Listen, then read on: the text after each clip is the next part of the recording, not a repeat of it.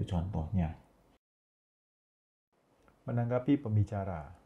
Ya, setelah memperoleh pemahaman yang lebih baik tentang pesan pembicara, maka giliran kita untuk menyampaikan informasi atau ide kita ke dalam percakapan. Nah, jadi setelah kita bertanya dan mendapatkan jawaban, maka ya kalau kita punya informasi atau ide, ya kita sampaikan, ya bergantian. Ya, kita yang berbicara, si pembicara yang mendengarkan. Oke, tibalah ya kita refleksi apa yang kita dapatkan pada pembelajaran kali ini.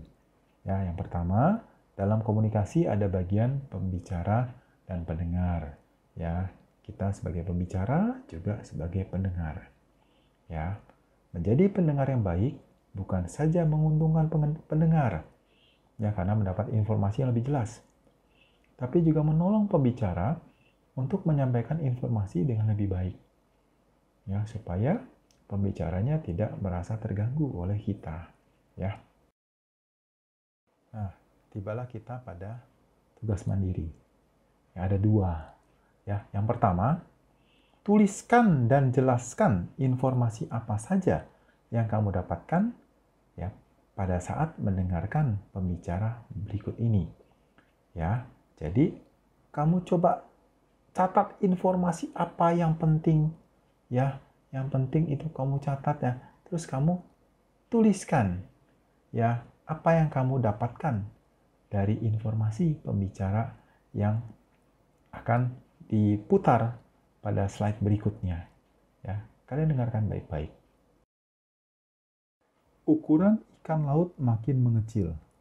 Karena pemanasan global dan perubahan iklim yang terjadi, ukuran ikan akan berkurang hingga 20% pada tahun 2050. Pemanasan air laut karena pemanasan global yang tengah terjadi di planet ini diduga mengakibatkan ukuran ikan mengecil. Penelitian yang dipublikasikan oleh Nature Climate Change menggambarkan berkurangnya ukuran maksimum para ikan karena air yang lebih hangat dan oksigen yang lebih sedikit. Kami terkejut melihat perubahan ukuran ini, jelas pemimpin penelitian William Chung. Ikan laut umumnya dapat merespon dengan perubahan iklim yang terjadi, akan tetapi ada efek besar yang dihasilkan oleh perubahan iklim, tambahnya. Aplikasi penelitian tentang ikan yang mengecil karena sedikitnya oksigen ini adalah kali pertama di dunia. Setelah penelitian dilakukan oleh Daniel Pauly 30 tahun lalu. Dalam penelitian, Pauly menyebutkan bahwa oksigen adalah tantangan yang rutin dilakukan oleh ikan untuk berkembang. Air yang lebih hangat dan oksigen yang menipis karena perubahan iklim akan mempersulit ikan untuk berkembang. Singkatnya, mereka berhenti berkembang, papar Daniel dalam penelitiannya.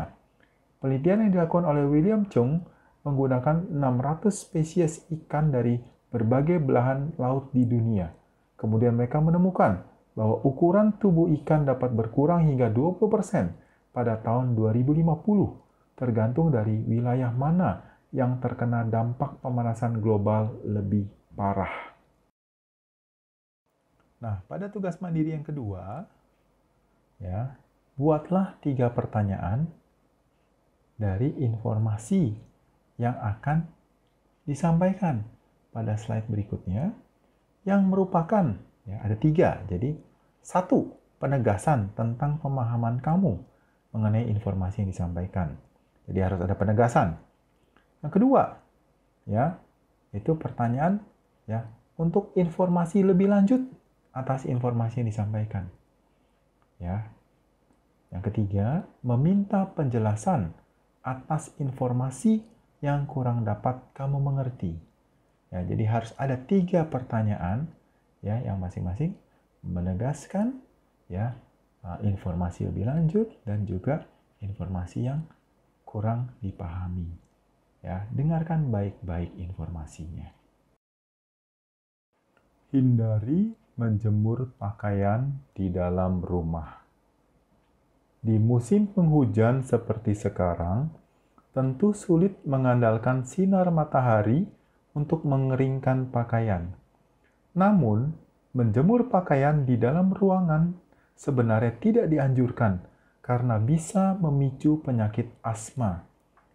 Penelitian yang dilakukan tim dari Mackintosh School of Architecture di Glasgow, Skotlandia, menemukan bahwa menjemur pakaian di dalam ruangan akan meningkatkan kelembapan udara sampai 30%. Berdasarkan survei terhadap 100 rumah yang mereka lakukan, hampir 3/4 rumah memiliki tingkat kelembapan yang bisa memicu pertumbuhan kuman dan tungau. Kondisi tersebut bisa meningkatkan risiko asma dan penyakit alergi lainnya. Survei tersebut dilakukan pada musim dingin tahun 2011 dan menemukan sekitar 87% rumah tangga menjemur pakaian di dalam rumah dan 2/3 menjemur di dekat sumber panas seperti radiator. Para peneliti mengatakan bahwa model arsitektur yang tertutup rapat untuk meminimalkan pengeluaran energi seringkali tidak diikuti dengan ventilasi yang baik. Akibatnya, uap air sulit untuk menghilang. Menurut Malcolm Richardson, profesor bidang studi jamur dari Universitas Manchester, Inggris, ada berbagai tipe kapang, tetapi hanya 10 jenis yang bisa menyebabkan gangguan kesehatan, seperti sinusitis, bronkitis, alergi, dan gangguan pernafasan lainnya.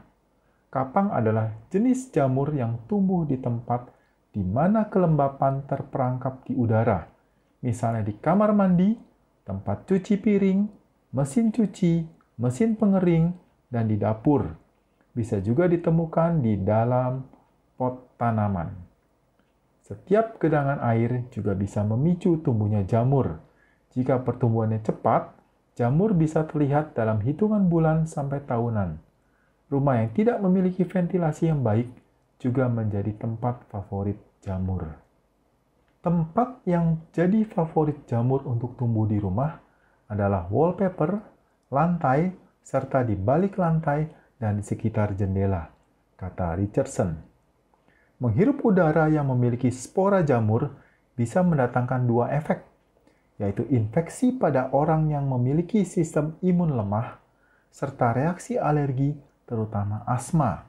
Gejala-gejala alergi jamur bisa berupa batuk, rasa lelah berkepanjangan, iritasi mata dan tenggorokan, sakit kepala, iritasi kulit, ataupun rasa mual. Selesai sudah pembelajaran kita kali ini. Sampai jumpa di